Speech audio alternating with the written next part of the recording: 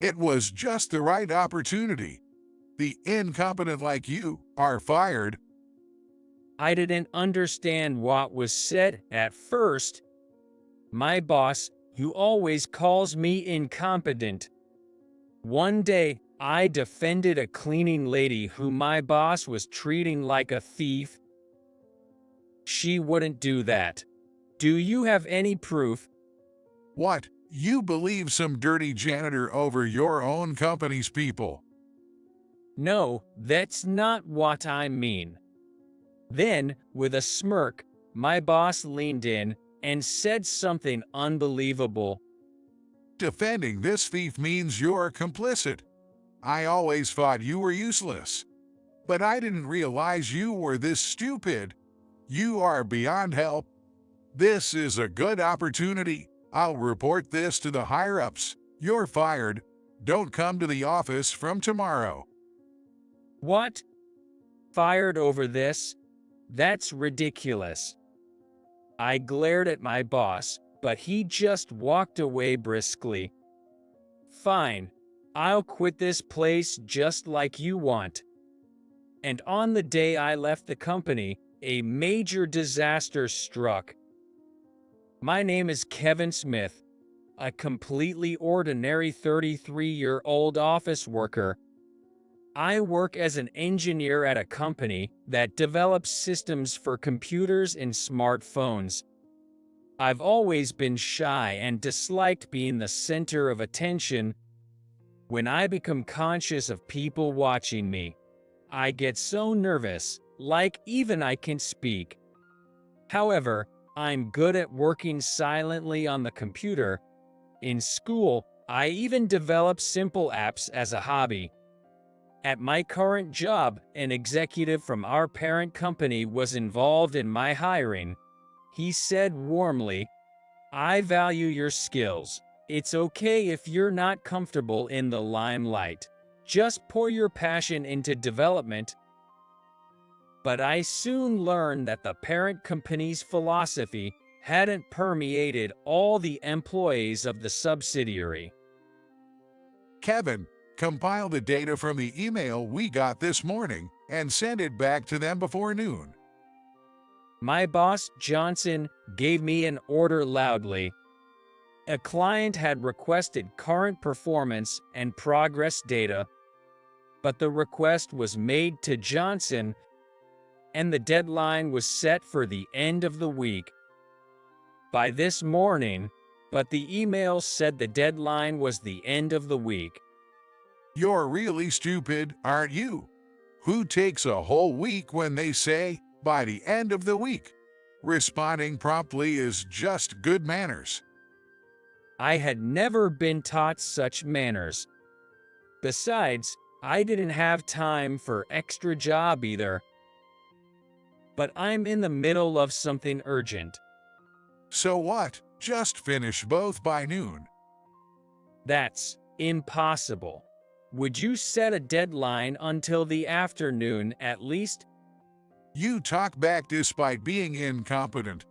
You're useless in presentations and negotiations, so shouldn't you try to make up for it in other areas? Really? People with no ambition are always like this. I think he should just handle it himself if he said like that. But while I'm thinking, he sends an email saying, "Kevin will reply by this morning without my consent." If he has the time, he should do it himself. Despite my thoughts, I rush to stop my current work and start on what Johnson was supposed to do. I managed to finish by noon and sent it. But then Johnson yelled, "That's too late. What's the point of sending it at the last minute?" No matter what I say, I just get scolded. So I can only reply half-heartedly. I had to do my afternoon tasks during lunch break, staying glued to my computer while everyone else left their desks. In the afternoon, I received a return email from the client.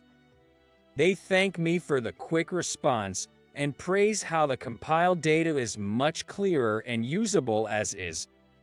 Feeling rewarded for my hard work, I'm about to reply, but Johnson beats me to it, taking credit like, "It's just a layout change of the data I've been compiling. No need for thanks." I'm too exhausted to protest.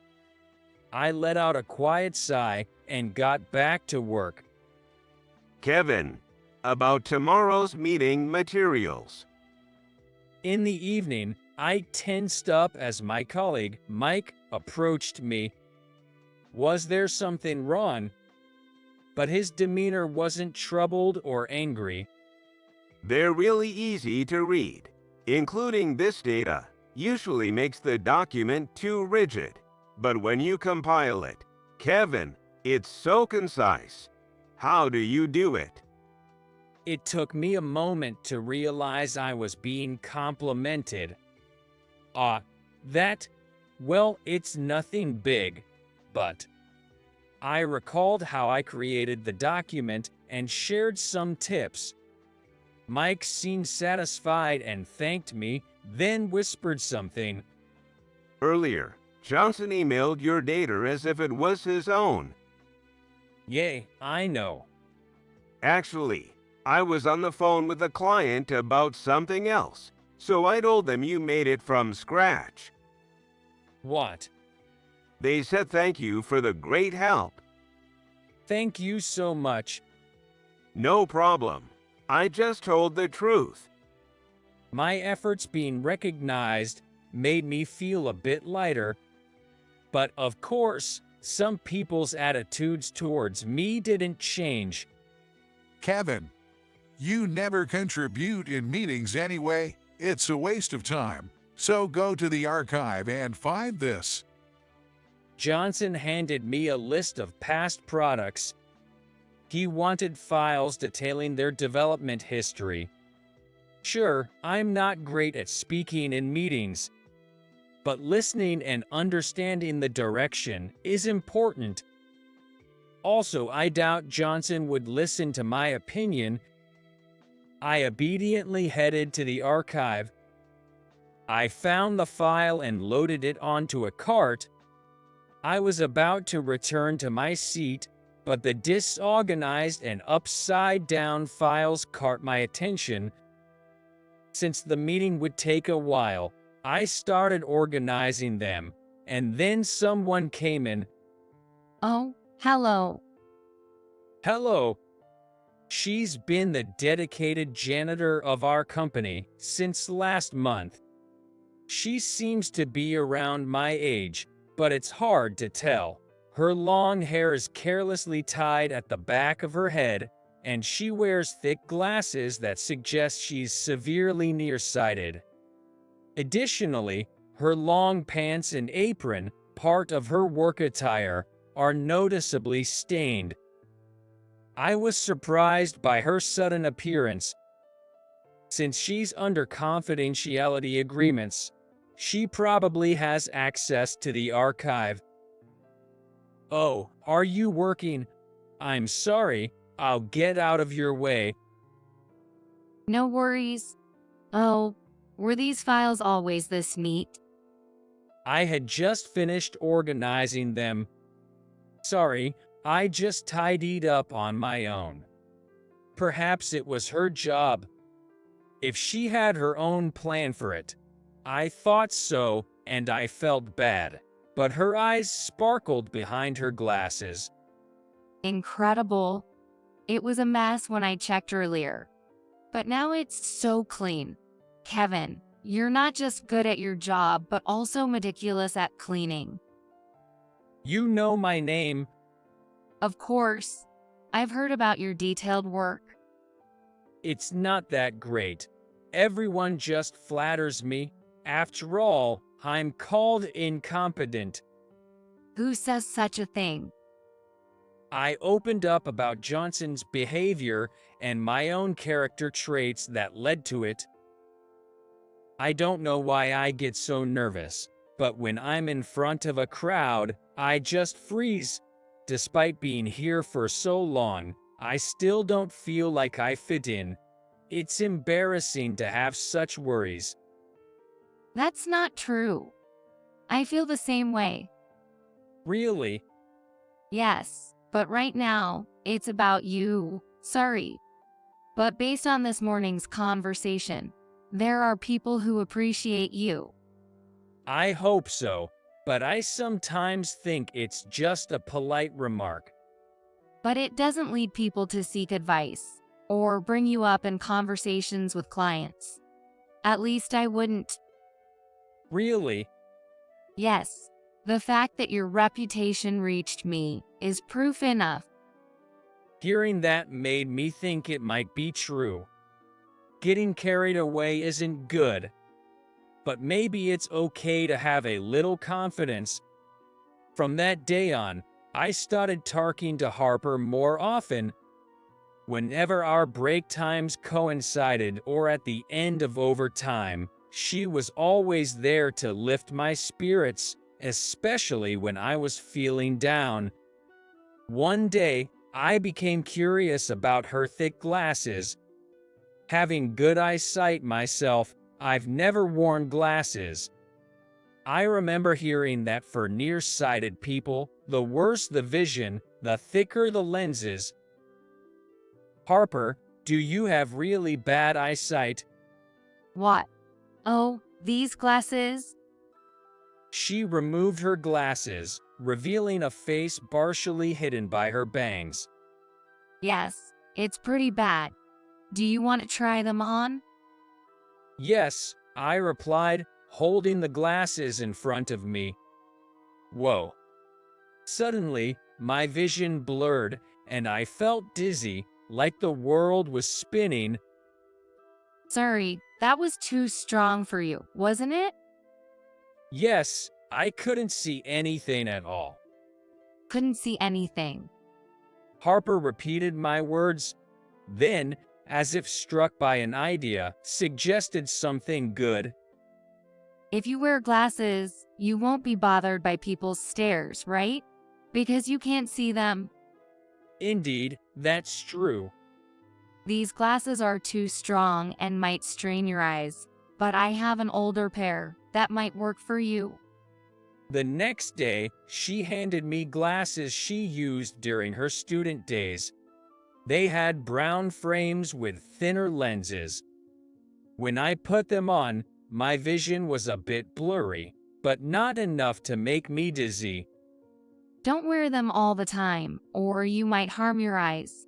Use them as an amulet for when you really need them.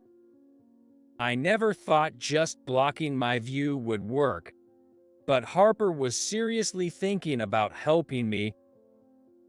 It was worth a try. At the next meeting, I had to explain the system I was responsible for.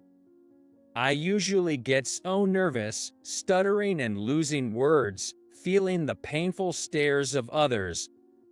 It always ends with me saying, "I'll email the details and documentation later," followed by Johnson mocking me for increasing your own workload. "You're so incompetent." I felt that today's presentation would probably unfold, like always, sensing the atmosphere of everyone around. I put on Harper's glasses. When I looked up, I couldn't see anything. I could sense people around, but not clearly enough to tell who was where. If I couldn't see them, it was as if they weren't there.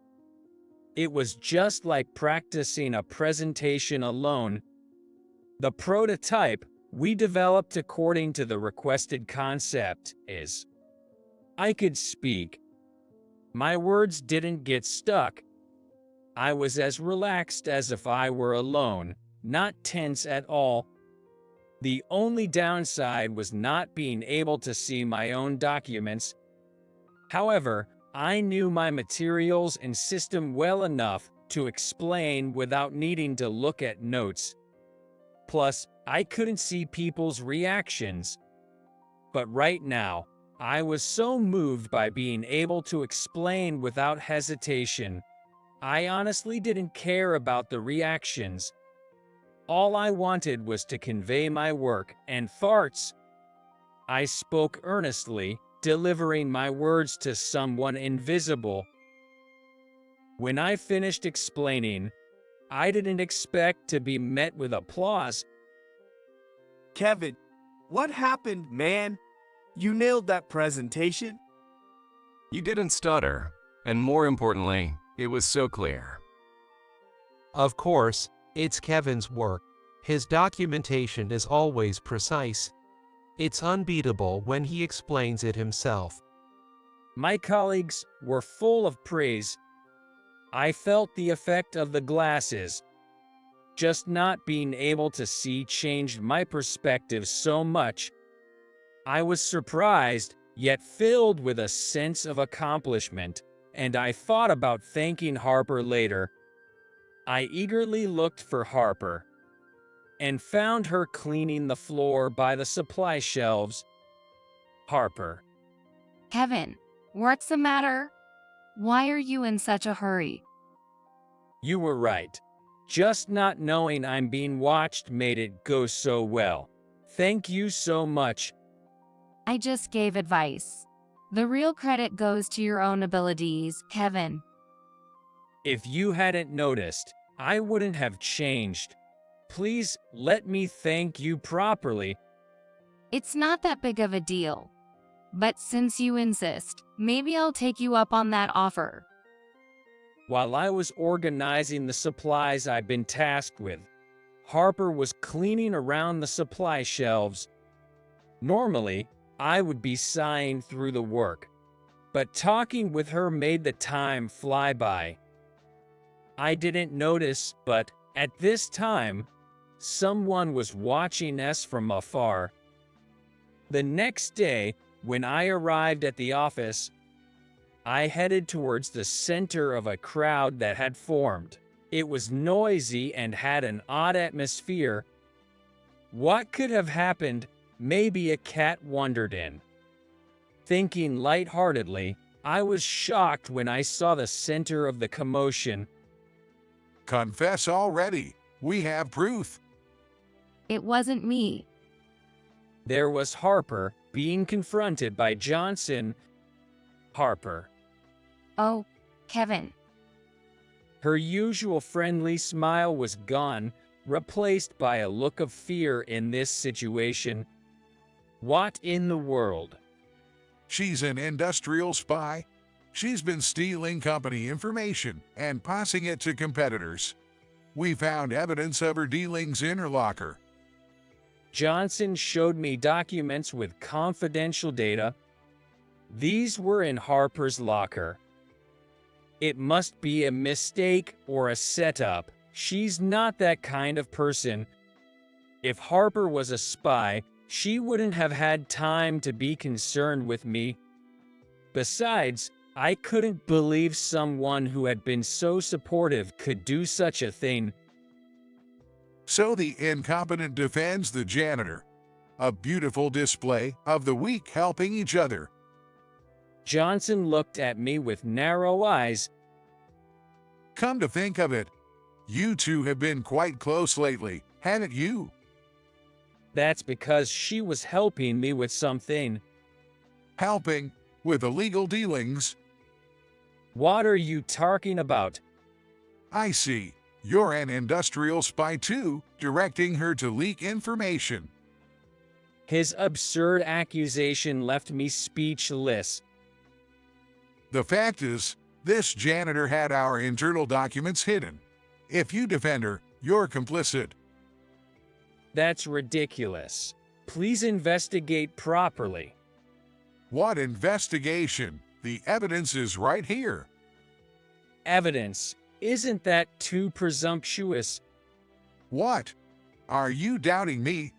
You're choosing to believe some dirty janitor over your own company's people. That's strange, isn't it? You must be her ally, aren't you? No matter what I said, he was intent on framing Harper. Regardless of what's said, she's innocent. I believe in her. Oh, really? If you're that adamant, you're complicit too. Even someone as incompetent as you can understand that, right? Johnson sneered as he moved closer to me. Kevin, it's okay. If I quit, that would be enough. Harper looked at me with frightened eyes. Is this okay? No, this is wrong. I won't change my mind. Then Johnson said triumphantly, I'll report this to the higher-ups. Kevin, you're fired. Anyone who defends a spy like this is an enemy of the company. I took care of you, and this is how you repay me. You were incompetent till the end. I wanted to say I never felt taken care of by him, but it didn't matter anymore. Being fired didn't shock me. I nodded and began to clear my desk. Kevin, are you okay with this? Harper was puzzled by my reaction. I nodded without hesitation. I'm sorry. Because of me, you're involved too, Kevin. On the contrary, I'm thankful for this opportunity. I was already feeling at my limit working under Johnson. It's quite a relief now.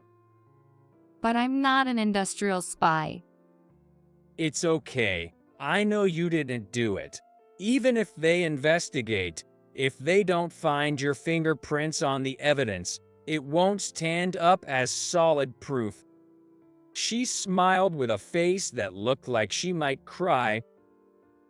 Worrying about me? You're too kind. Huh? Harper whispered to me. About the thank you mentioned yesterday. Can I ask for it now? What? She looked up at me, smiling.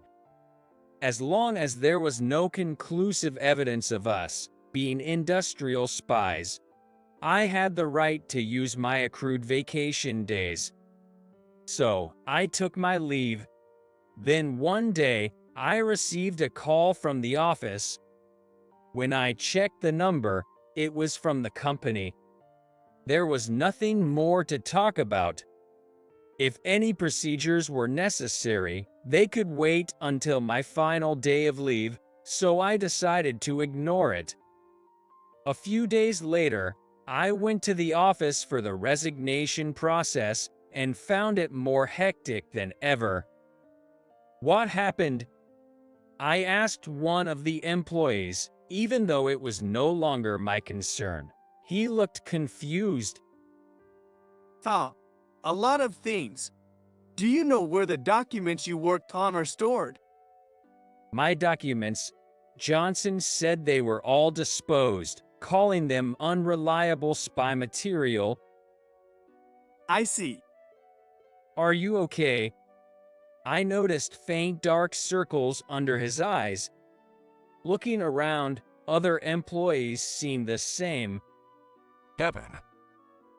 Glad you're here. Employees gathered around me as they noticed my presence. I was confused, but someone explained the situation. I used to handle a lot of document creation because I couldn't present or attend meetings. From systems I developed to team projects. After I left, other employees had to take over, but their documents were unclear, lacking foundation, and the selling points were not apparent. They kept getting scolded, and in just a few weeks, lost credibility, leading to numerous contract terminations. The loss was rumored to be around $10 billion. That's ridiculous. Even if my documents were good, everyone else was a professional, some with longer tenure than me.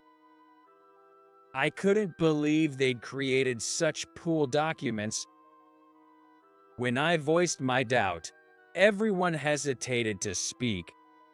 Then someone murmured, All the substitute documents. Johnson made them. "What?" Johnson announced my termination, but no real evidence against us had emerged. Naturally, Harper and I were innocent. He was reprimanded by the executives and instructed to handle all my tasks until our guilt was proven. He'd always pushed document creation to me and left presentations to other employees, just giving orders and observing.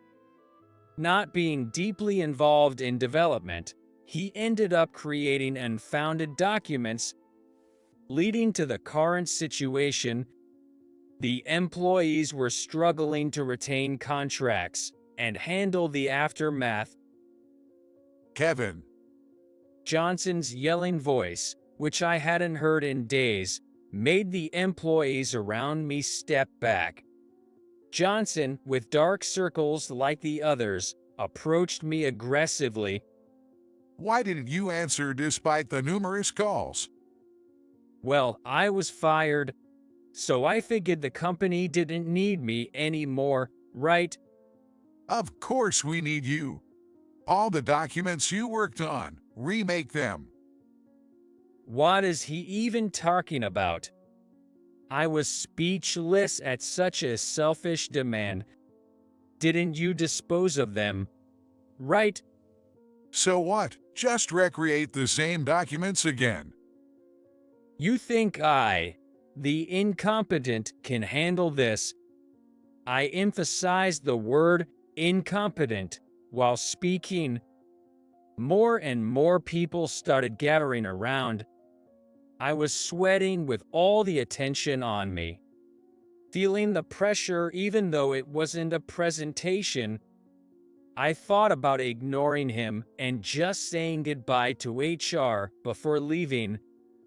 Just then, someone pushed Johnson's shoulder aside and stepped forward. It was the CEO. Kevin, I'm asking you too. CEO. It seems he can't work like you. And now, the suspicion of your illicit dealings seems dubious. Could you please come back? I know it's presumptuous to ask, but our company needs you. This company said something similar at my initial interview, but it was all lies. Unfortunately, I've already decided on another job. I'm just here to complete my resignation process. Even after we've begged you this much, how can you be so indifferent? Johnson got defensive, ignoring his own actions. That's when a firm voice echoed through the office. Oh, after pushing the blame on him and forcing him to resign, how can you say that? I'll return those words right back to you. Everyone turned towards the source of the voice. A beautiful woman with long, glossy hair and an elegant face was standing there. Dressed in a gray suit, exuding confidence. Who are you? Outsiders are not allowed here. Johnson snapped at her, but the CEO hurriedly made him apologize. Johnson, how could you? She's Jessica, the vice president. Jessica, vice president. The office buzzed with confusion. Half the people knew her, half didn't. It's true. She's the next president of Flower Field Systems. Can't believe you don't know that. Flower Field Systems is the name of our parent company. Johnson, having called her an outsider. But he didn't apologize. What does Jessica, the vice president, want? Kevin is going to work for us. His support skills and technical strength are remarkable. Yes, my new job is with the parent company. The CEO and Johnson were wide-eyed. So, a useless guy like him is useful. Someone who can't present in front of people. Well, everyone has their strengths and weaknesses, you know?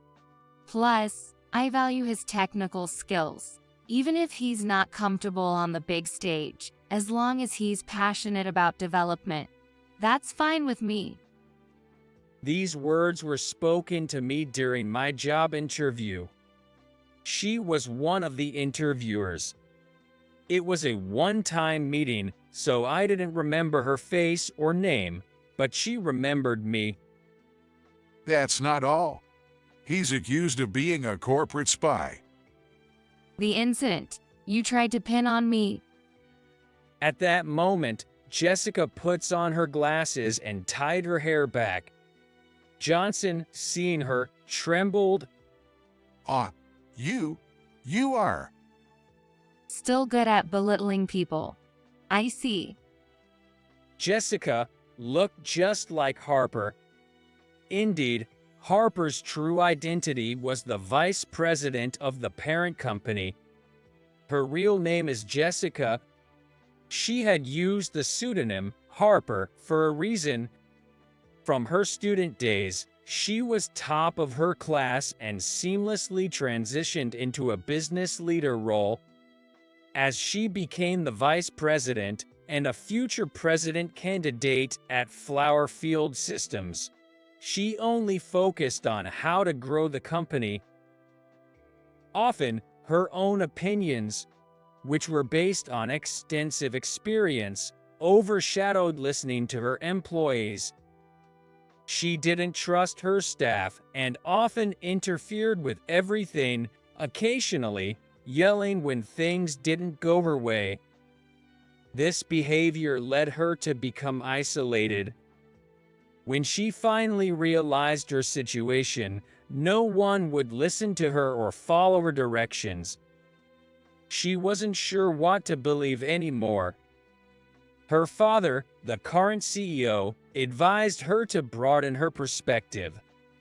So, she chose to work in a different world, taking a job as a janitor at a subsidiary.